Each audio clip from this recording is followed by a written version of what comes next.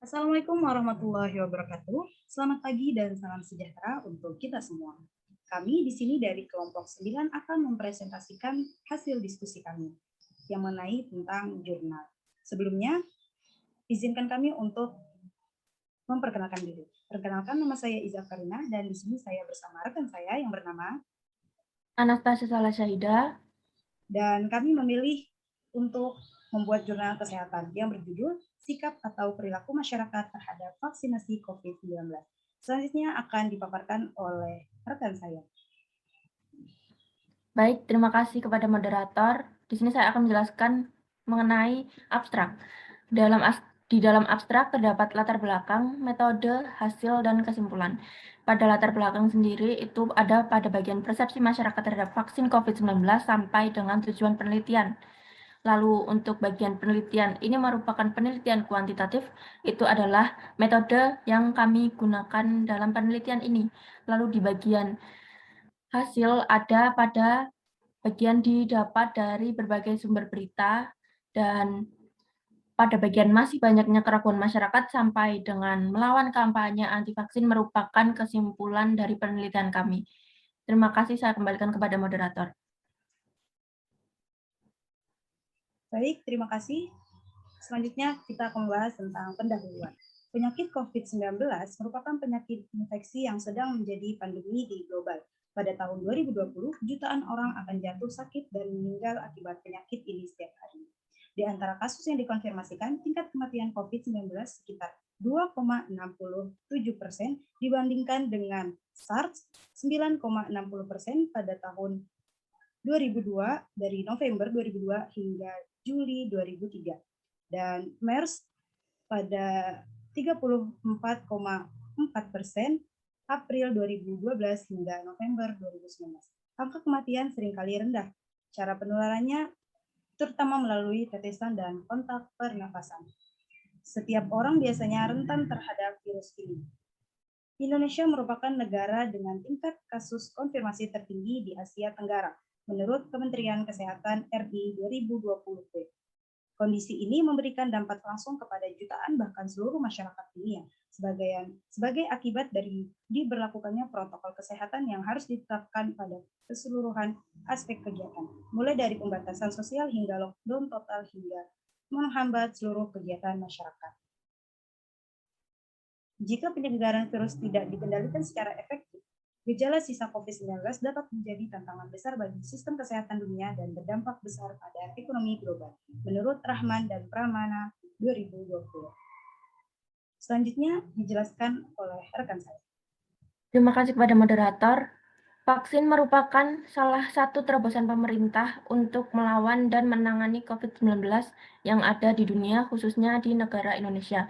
Tujuan dari vaksin COVID-19 adalah untuk mengurangi penyebaran COVID-19, menurunkan angka kesakitan dan kematian yang disebabkan oleh COVID-19, mencapai kekebalan dan melindungi masyarakat dari COVID-19 sehingga dapat menjaga masyarakat dan perekonomian, menurut Kemenkes RI Dirjen P2P 2020. Banyak kelompok masyarakat yang menolak vaksinasi.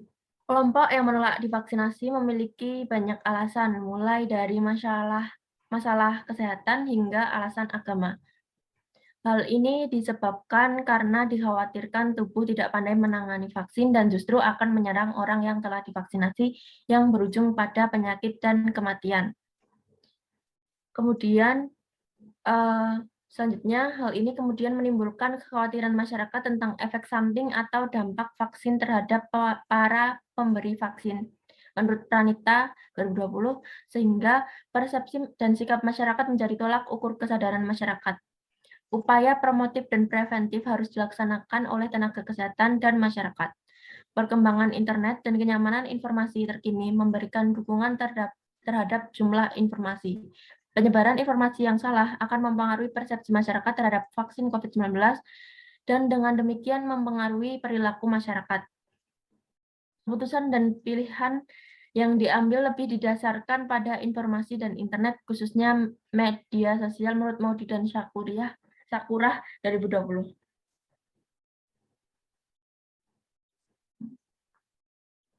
Dari hasil survei sekitar 7,6 masyarakat menolak divaksinasi, dan 26,6 masyarakat masih belum memutuskan dan masih bingung. Hal tersebut karena banyak sekali isu-isu yang mempengaruhi tentang informasi mengenai vaksin COVID-19 seperti faktor kehalalan dan keamanan dari COVID-19. Perhatian masyarakat terhadap vaksin COVID-19 dan maraknya penyebaran berbagai informasi palsu dan misinformasi di masyarakat menjadi dasar kajian untuk mengetahui persepsi masyarakat terhadap vaksin COVID-19. Berdasarkan latar belakang tersebut, maka rumusan masalah dalam penelitian ini adalah bagaimana sikap masyarakat terhadap vaksin COVID-19. Terima kasih, saya kembalikan kepada moderator. Baik, selanjutnya memasuki materi metode. Penelitian ini merupakan penelitian kuantitatif dengan cara mencari data dari berbagai sumber. Dan hasil yang kami cari dari berbagai sumber yang pertama ada dari sumber berita jawapost.com. Menurut data survei persepsi masyarakat yang dibeberkan juru bicara vaksinasi COVID-19 Kementerian Kesehatan, Siti Nadia Tarmizi, sebanyak 64,81% responden menerima vaksinasi. Sedangkan ada 7,60% yang menolak dan sisanya 27,60% tidak tahu. Katanya dalam pelantikan koalisi relawan vaksin se-Indonesia kemarin 19 bulan 12. Survei tersebut dilakukan Kemenkes bersama WHO Indonesia dan UNICEF pada tanggal 20 September lalu secara online. Pertanyaan dikirim ke 8.364 responden yang disebar dari seluruh Indonesia. Lebih dari 7% dari total 8.364 responden yang disurvei masih ingin mendapatkan informasi tentang COVID-19. Itu artinya sosialisasi dari pemerintah dan seluruh elemen harus terus digencarkan. Yang kedua, dari sumber berita kompas.com. Berdasarkan data Kementerian Kesehatan, Kemenkes masih ada 33% warga Indonesia yang menolak dan tidak yakin dengan COVID-19. Hasil survei yang dilakukan Balitbangkes Kemenkes RI April sampai Mei 2021 ternyata masih ada 33% lainnya yang masih belum yakin bahkan menolak vaksin sebagai upaya pencegahan COVID-19. Dari hasil survei tersebut, hampir 99% responden sudah mengetahui mengenai informasi vaksinasi COVID-19. Namun, sekitar 7,6% responden masih menolak vaksin. Sementara survei dari tingkat pendidikan, responden yang berasal dari pendidikan tingkat tinggi paling banyak menolak vaksinasi. Yang ketiga, dari sumber berita Tribun Jogja Wiki, tribunnews.com. Central Voice atau CFDF UGM mencatat berdasarkan aktivitas dari masyarakat di sosial media masih ditemukan seruan kompak yang menolak vaksinasi COVID-19. Terdapat 49,9% dari total 601 responden menolak untuk menjadi penerima vaksin COVID-19 pertama. Menurut tingkat pendidikan dan persepsi terhadap vaksin COVID-19 berdasarkan survei CFDS pada bulan Februari 2021, mayoritas masyarakat Indonesia yang berpendidikan tinggi dari diploma atau sampai S3 menganggap bahwa vaksin COVID-19 penting, baik bagi diri sendiri maupun keluarga. Selain itu, mereka vaksin COVID-19 yang paling banyak dirujuk diantaranya Sinovac, 41,8%, Pfizer, dan Bio Farma. Masyarakat tersebut menilai bahwa vaksin harus bersifat wajib, terlepas dari gratis atau tidaknya. Akan tetapi, masih terdapat hampir 40% masyarakat tidak setuju dan kebijakan wajib vaksin COVID-19 yang mayoritas merupakan masyarakat berpendidikan tinggi. Menurut analisis teks media sosial, sebaran hoaks dari konspirasi terkait COVID-19 berdasarkan survei CFDS pada bulan Februari 2021, mayoritas masyarakat Indonesia yang berpendidikan tinggi menolak akan vaksin. Selanjutnya akan dipaparkan oleh rekan saya. Dipersilakan. Baik, terima kasih. Selanjutnya dari sumber berita kabar24.business.com. Sekitar 46% warga di tanah air yang secara tegas menyatakan bersedia untuk menjalani vaksin COVID-19. Hal itu merupakan salah satu temuan dalam survei nasional terkini yang dilakukan oleh Saiful Mujani Research and Consulting atau SMRC. Hasil survei dirilis kemarin pada Rabu 23 Maret 2021. Itu juga menunjukkan bahwa sekitar 28% yang menyatakan tidak mau divaksin. Selebihnya atau sekitar 23% masyarakat Indonesia yang menyatakan masih ragu mengikuti program vaksinasi virus corona. Menurut Denny, terdapat sejumlah faktor yang mungkin mempengaruhi kesediaan seseorang untuk divaksin, yaitu yang pertama, soal keyakinan bahwa vaksin aman. Survei menemukan bahwa 64% warga yang percaya bahwa vaksin aman bersedia untuk divaksin, sedangkan hanya 16% warga yang percaya vaksin aman dan bersedia untuk divaksin. Yang kedua, pengaruh dari adanya kampanye menolak vaksin, sekitar 35% warga yang pernah mendapat ajakan untuk menolak vaksin menyatakan bersedia divaksin, sementara 47% warga yang tidak pernah mendapat ajakan menolak vaksin bersedia divaksin. Yang ketiga, rasa kekhawatiran atau ketakutan akan penularan COVID-19. Survei menemukan bahwa 59% warga yang menyatakan sangat takut tertular vaksin menyatakan bersedia divaksin, sedangkan hanya 38% warga yang menyatakan tidak takut tertular virus corona menyatakan bersedia divaksin. Yang keempat, persepsi tentang masih terus bertambahnya kasus penularan COVID-19. Survei menemukan bahwa 52% warga yang percaya jumlah terinfeksi COVID-19 semakin banyak menyatakan bersedia divaksin, sedangkan hanya 39% warga yang tidak percaya jumlah terinfeksi COVID-19 semakin banyak menyatakan bersedia divaksin. Survei yang mencakup semua provinsi di Indonesia ini dilakukan pada 28 Februari 2021 sampai 8 Maret 2021 dengan metode wawancara tatap muka. Survei ini melibatkan 1.220 responden yang dipilih secara acak dengan margin of error 3,07%. Yang lalu selanjutnya dari sumber berita nasional.kompas.com. Hasil survei dari Lembaga Survei Indonesia Political Opinion atau IPO menyebutkan bahwa 73% masyarakat menyatakan kebijakan pemerintah terkait vaksinasi COVID-19 sudah tepat. Dari 73% tersebut, jadi merinci didapatkan hasil bahwa responden yang menilai percaya terhadap tingkat keamanan vaksin sebanyak 71%, kemudian sebanyak 68% responden menyatakan menerima kebijakan vaksin karena menilai dari tingkat keandalan vaksin. Baik, selanjutnya tentang pembahasan. A. Definisi vaksin COVID-19. Vaksin merupakan produk biologi yang mendukung antigen yang jika diberikan kepada manusia akan secara aktif mengembangkan kekebalan khusus terhadap penyakit tertentu. Berbagai negara termasuk Indonesia sedang mengembangkan vaksin yang sangat cocok untuk pencegahan infeksi SARS-CoV-2 pada berbagai platform.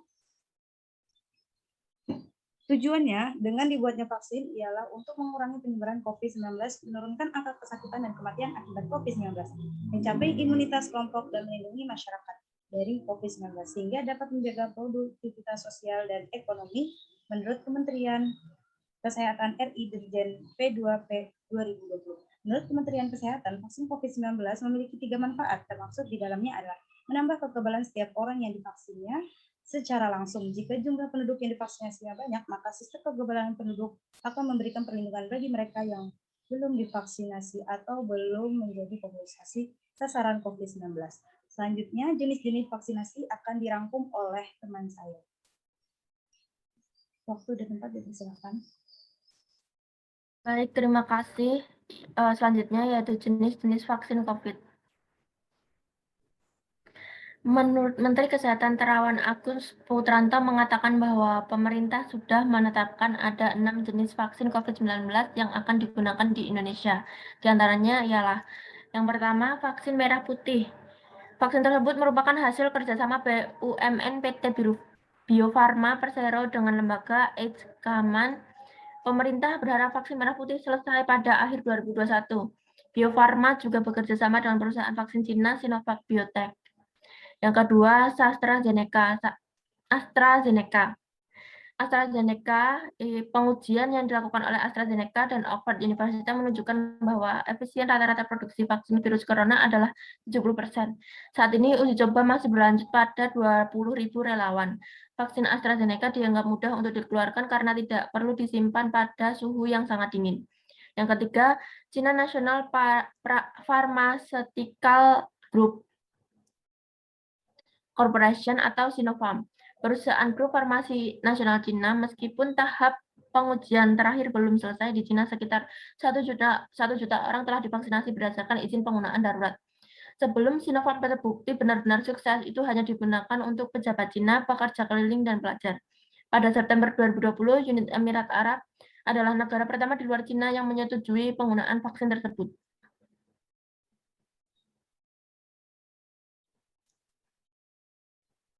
Yang keempat, Moderna. Moderna mengklaim tingkat efektivitas produksi vaksinnya adalah 94,5%. Di penghujung November, Moderna mengaku telah mengajukan permohonan penggunaan darurat vaksin COVID-19 ke Badan Regulasi di Amerika Serikat dan Eropa. Moderna yakin bahwa vaksinnya memenuhi persyaratan penggunaan darurat yang ditetapkan oleh Food and Drug Administration atau FDA AS. Yang kelima, Pfizer Inc. and BioNTech. Vaksin Pfizer dan BioNTech telah menyarankan BUMN di Amerika Serikat dan Eropa untuk segera menggunakan vaksin virus corona mereka. Dalam uji coba terakhir pada 18 November 2020, mereka mengklaim bahwa 95% vaksin tersebut efektif melawan virus corona dan tidak ada bahaya keamanan. Yang keenam, Sinovac Biotech Ltd. Saat ini, CoronaVac sedang memasuki uji coba fase ketiga. Sinovac sedang menguji vaksinnya di Brazil, Indonesia, dan Bangladesh, seperti yang ditujukan pada hasil awal pada monyet yang dipublikasikan di jurnal Science. Antibody yang dihasilkan oleh vaksin tersebut dapat menetralkan 10 strain SARS-CoV-2. Terima kasih, saya kembalikan kepada moderator. Baik, selanjutnya kita memasuki tahap akhir, yaitu kesimpulan. Dan kesimpulannya adalah dari hasil pencapaian dan pencarian berbagai sumber berita mengenai persepsi masyarakat terhadap vaksinasi COVID-19, dapat kita simpulkan bahwa masih banyak keraguan masyarakat tentang vaksin, karena kurangnya informasi atau pengetahuan tentang vaksin dan banyaknya hoax yang beredar di berbagai media sosial serta adanya kampanye anti vaksin di kalangan masyarakat. Maka dari itu, pemerintah memerlukan serangkaian langkah seperti penyuluhan untuk meyakinkan masyarakat bahwa vaksin itu aman, meyakinkan masyarakat bahwa pandemi belum berakhir dan melawan komitmennya anti vaksin. Baik, sekian presentasi dari kelompok kami. Terima kasih atas partisipasinya. Apabila ada kekurangannya, mohon maaf, dan apabila ada kelebihannya, semoga bermanfaat. Saya Iza Aftarina dan rekan saya Anastasia Saleh-Syahida. Kami pamit undur diri. Terima kasih. Terima kasih. Assalamualaikum warahmatullahi wabarakatuh. Waalaikumsalam warahmatullahi wabarakatuh.